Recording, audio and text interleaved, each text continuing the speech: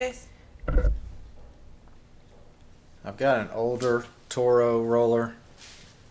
These were used on, well, I call this the first generation.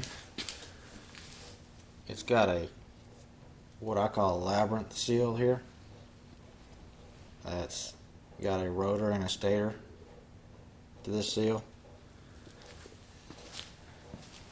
These were used on greens mowers and triplexes years ago. And what I usually do when I rebuild one of these is convert it over to the new third generation type. So I usually just get rid of this shaft seal and convert it over. We're gonna disassemble this one. I got my normal setup with the left hand bracket about an inch from the very end of the frame. I've got a 2-inch or 2 1/16 inch tapered insert. Either one will work. Same thing on this side. I'm going to capture it and to remove this seal without damaging the shaft, which will give us the option to reuse the shaft if we want to, we're going to use this puller, and I'll do this on the other end. If you don't want to use a puller, you can hammer the shaft out. You might damage the snap ring groove inside there. If you're going to convert this over to a third gen, you may want to just do that if you're going to do away with this shaft anyway. I've got the roller mounted so I can attach the puller to this seal out here on this end, on the left end. It's a little easier for me to drill my pilot holes if I'm working from this end. What I'll do is place the puller up here and mark the 3 holes on the seal and then drill the holes.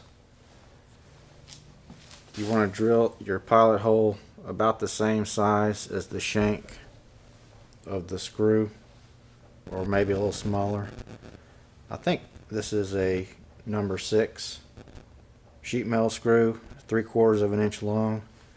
I use a 7/64 drill bit, which is a little smaller than the shank of that screw. Then screw in the sheet metal screws. When you drill the holes, there are at least 2 layers of metal that you need to drill through, maybe 3. So you're going to want to keep drilling until you're going to probably go at least a 1/2 of an inch through there. You want to go as deep as you can to get a good, so these screws get a good bite.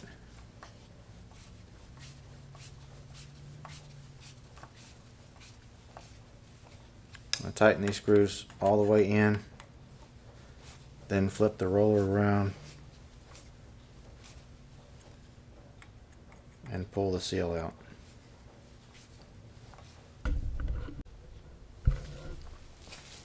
I've got the puller attached to the seal with the 3 sheet metal screws. I'm going to thread the 3/8 to 5/8 adapter into the end of the puller. This adapter is included with the Model B tamer.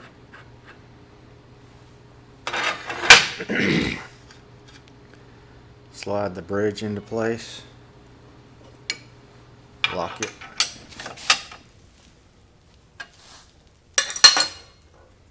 and then screw the jacking screw into the adapter.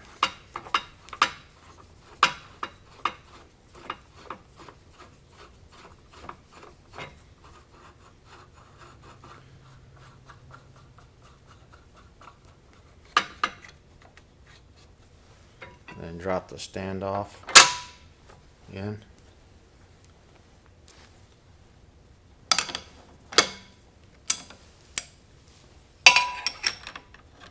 And pull the seal out by tightening the jacking screw.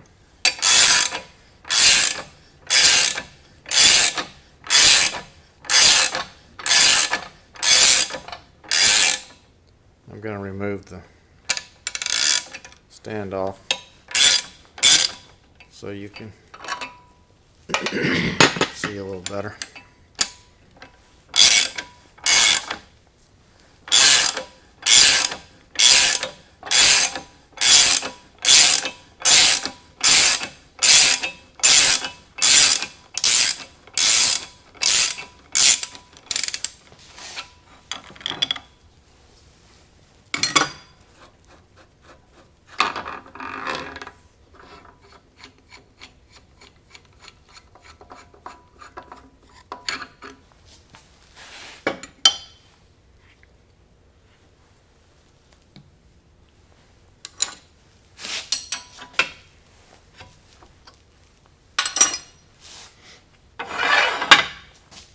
Now I'm going to flip it around.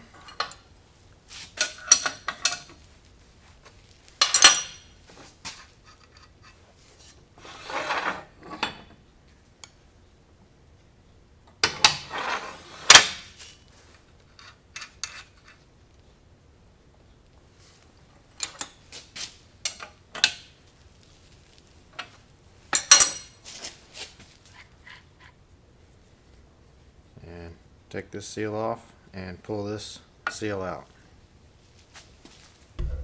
Great. I've got both seals removed now. Now I'm going to remove the seat clip from each end. I've already got the other clip removed.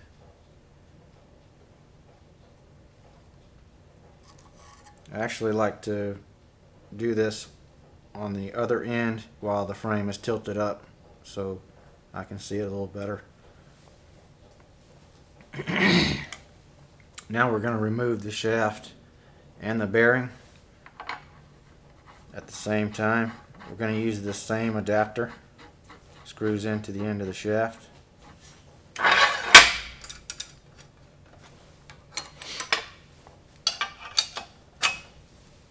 Lock the bridge down.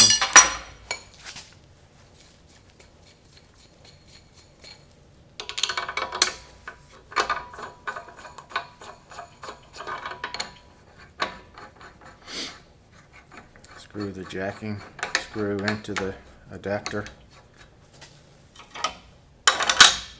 Drop the standoffs in.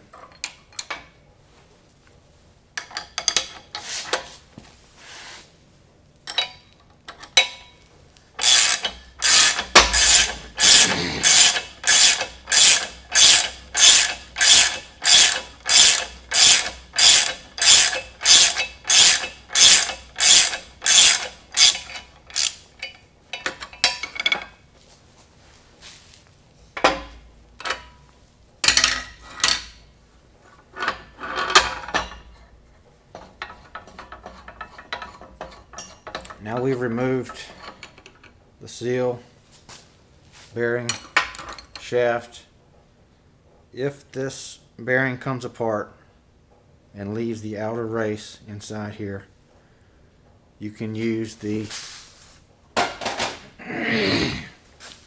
Toro collet 1 1/4 to 1 1/2, which is the one that comes standard with the Model A hammer, to remove that outer bearing race. Since we've remove the shaft without damaging it, we have the option to reuse this shaft and just replace the bearing and the seal. But what I usually do is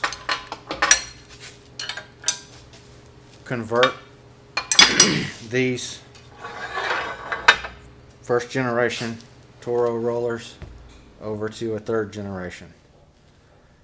I'll use a third generation shaft and bearing and seal kit. The shaft part number is 106-6940. The seal and bearing kit is 107-1594. Totals to about $65. So you would then proceed with the installation of that type of shaft and bearing and seal kit, which is found on the other video that's entitled New Style or Third Generation Toro Roller.